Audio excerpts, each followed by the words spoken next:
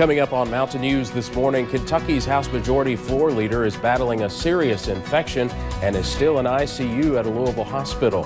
And a Marine veteran and former police officer has officially filed to run for Congress, hoping to go head-to-head against Republican incumbent 6th District Congressman Andy Barr. Plus, for those wanting to run in the special election for the House seat Rocky Adkins once held, they need to file soon.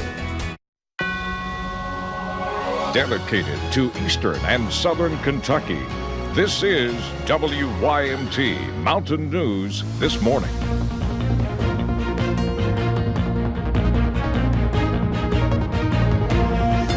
Good morning, I'm Steve Hensley, and no, you are not having a nightmare. This is not Will Puckett. This is not Madison Pergram. Yes, this is Steve Hensley in the flesh at 5 a.m.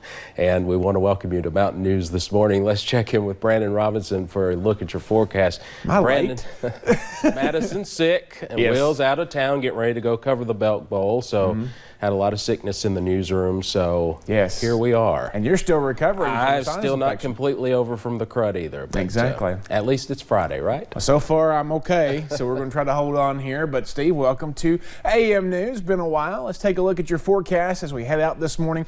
And you'll see a few spotty, well, let's see if I can get my words together already. Spotty showers. I was trying to say spotty and scattered at the same time there. A few spotty showers this morning, a few clouds. So dodge the raindrops, take the umbrella, a little bit of limited visibility as well, down to less than 1 mile in Harlan. So watch out for that.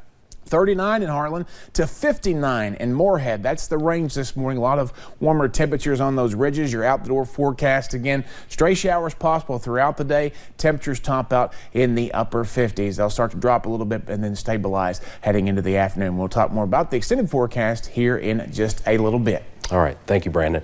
New this morning, former Somerset Mayor J.P. Wiles died on Monday after a long illness. He was 85 years old and served as the mayor of Somerset for 2 terms from 1999 to 2007.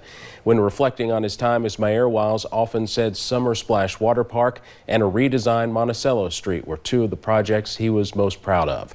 Wiles also held a special place in his heart for the Scattered Homes Project, which allowed the city of Somerset to build roughly 30 homes for needy families.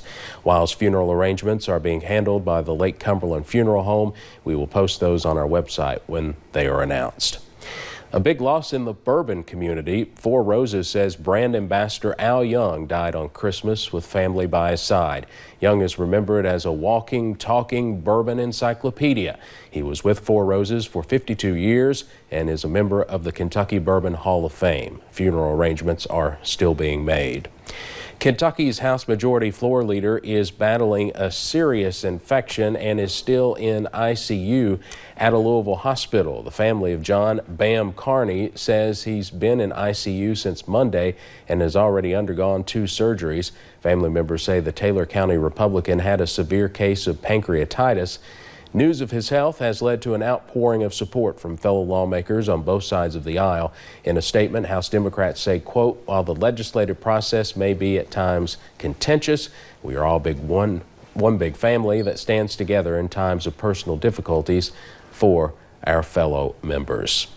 A Marine veteran and former police officer has officially filed to run for U.S. Congress. Democrat Josh Hicks filed with the Secretary of State's office yesterday. He's running for the 6th congressional seat and hoping a primary win will put him up against Republican incumbent Congressman Andy Barr. Barr is seeking his 5th term. For those wanting to run in the special election for the House seat Rocky Adkins once held, they need to file by January 7th. Earlier this week, Governor Beshear set a special election date for February 25th.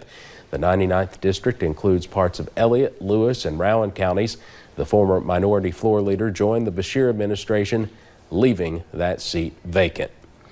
Now to a story we first told you about yesterday. A WARN notice filed the day after Christmas in western Kentucky means more than 200 coal miners working for Genesis Coal will be laid off. This comes just 2 months after the mine's parent company, Murray Energy, filed for bankruptcy. Ohio County Judge Executive David Johnston says this will also affect the coal severance money they receive every year, which is about $1 million for state coal production and $1 million for county coal production. But he says he's more worried about the people losing their jobs. Which we're hoping is going to get better here and maybe soon. But a lot of power plants have converted to other energy sources, and that's going to permanently hurt the coal market. But we can still hope that the coal market can gain a better share of that energy market. Those layoffs should begin in February. One Knox County firefighter was flown to the University of Tennessee Hospital after a crash on Christmas Day. Firefighters with the Richland Volunteer Fire Department were working a brush fire when Jerry Mills headed to the scene. On his way, though, he flipped his fire truck. The injuries he received will leave him out of work for the next 3 months. We're looking for him to get better and getting back out here. And of course, we'll have to take it a little easy on him because he's banged up pretty bad, but we'll take care of him once he gets back out here. Mills suffered several broken bones and underwent surgery yesterday. He told his friends at the station he was doing well. While many Eastern Kentuckians spent their Christmas being thankful for what they have, one Letcher County couple instead remember what they lost. A house fire took everything the Hammonds family owned on Christmas Eve. In that fire, they lost 7 of their pets, including 2 pugs and 5 cats. They are staying with family right now. The 2 are on a fixed income, so they cannot afford a new house.